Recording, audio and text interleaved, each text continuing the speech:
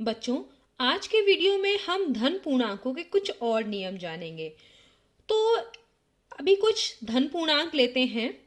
मान लीजिए हम ले रहे हैं 2, हम ले रहे हैं 125 या कोई और भी 31। ठीक है।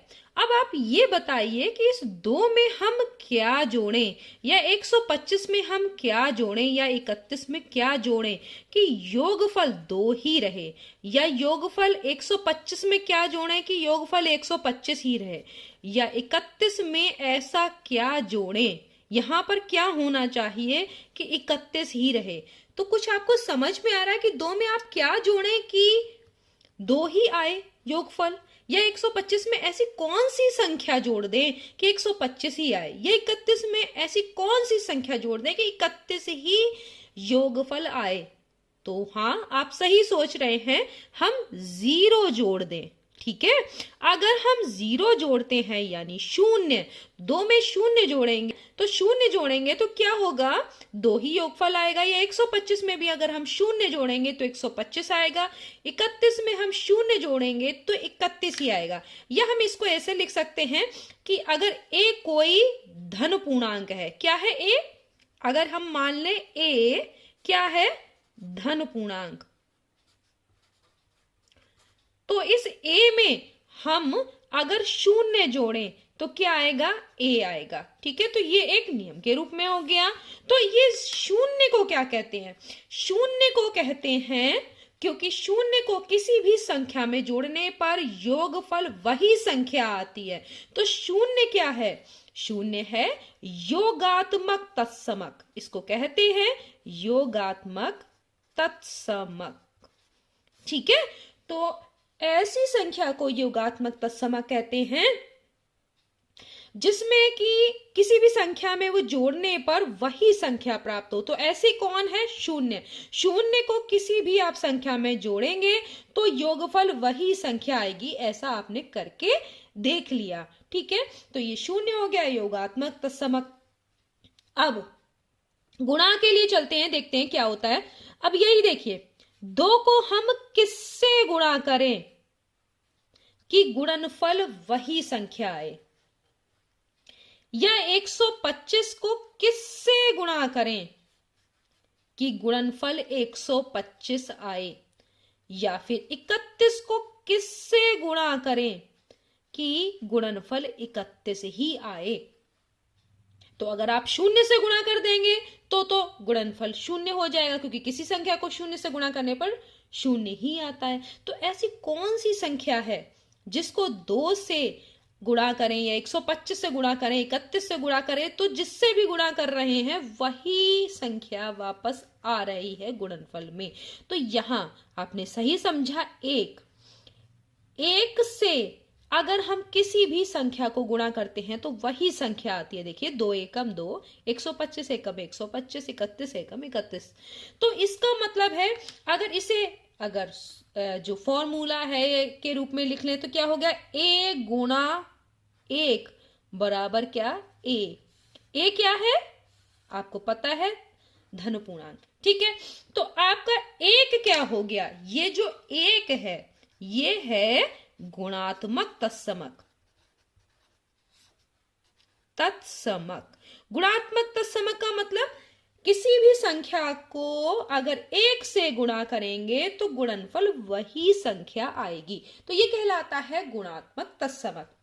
अब योगात्मक प्रतिलोम क्या होता है, अब आप इसको समझिए।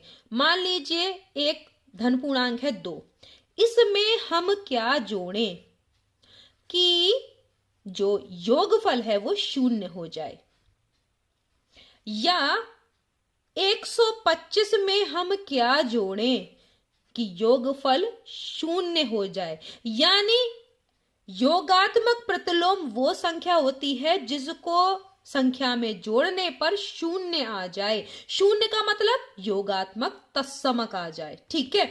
तो ऐसी संख्या, तो 2 में क्या जोड़ेंगे, अगर आप -2 जोड़ दें, देखिए 2 और -2, जितना प्लस का उतना ही माइनस का, तो कितना हो जाएगा, 0। 125 में क्या जोड़ें? माइनस का 125 जोड़ दें, यानी जितना 125 है प्लस का उतना ही माइनस का, तो जितना प्लस उतना ही माइनस, तो क्या हो जाएगा? 0।